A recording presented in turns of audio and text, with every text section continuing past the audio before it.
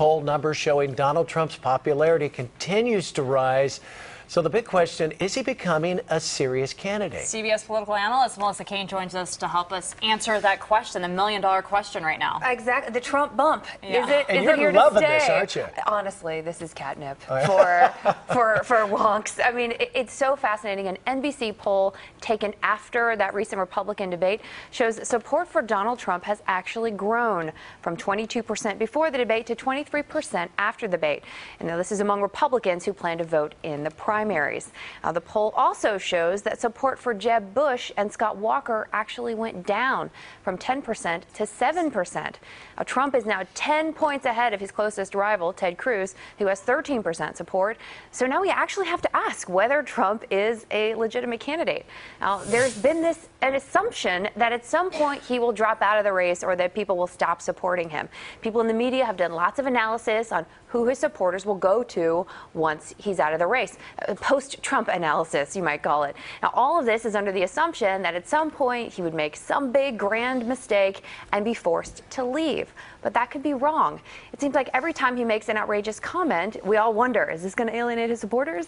But it never does. In fact, his numbers often, as we saw recently, go up. It's incredible. Right. Yeah. A lot of us are really surprised. So what is it about Trump that's gotten him so much support?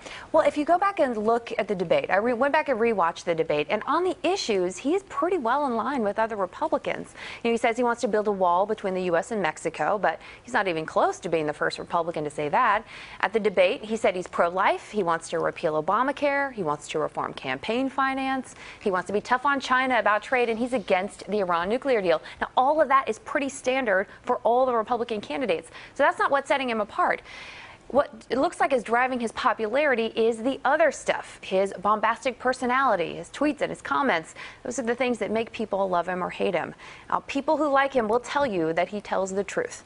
Even if they don't agree with him, they like that he's saying what he's thinking, because that is so different from the politicians that we are used to. We're that desperate for honesty that we're going for. Say during the debate, PC, we are too politically correct. I'm not PC. And the crowd I'm went wild. Let it out. And huge applause, yeah. huge applause. Crowd goes crazy. What's going to have to happen for him to go down and some candidate that's got the background in politics to really buoy up? Well, it doesn't seem to be like his numbers are changing dramatically. He's going to have to get a lot more votes. The primaries are in January of next year. He's got 5 months to continue being outrageous like his supporters want, but he also needs to win those new voters. And that is not going to be easy. Also, his recent comments about Fox News host Megyn Kelly may have started a war with Fox News. And getting the Republican nomination without Fox News will be difficult, if not impossible. So that's a bit of a problem. In fact, one of his longtime political advisors, Roger Stone, left Trump's campaign after Trump's attacks on Megyn Kelly. Stone says he quit, but of course, Trump insists that he was fired. So the campaign continues. He's amazing. It's making it kind of fun, though, isn't it? It is. Look, here's the thing. For better or worse, so many people watched that debate. Yeah. They saw Trump, but they also saw 9 other candidates. Most and that's a good ever. thing. The more eyeballs you can get on the TV, the more informed the public can be. And you don't want to look away when he's talking, too. Yeah. He's very mesmerizing. Good theater. Okay, Melissa, great stuff. Thanks. Thank you. On a Monday. Thank you so much. Democratic President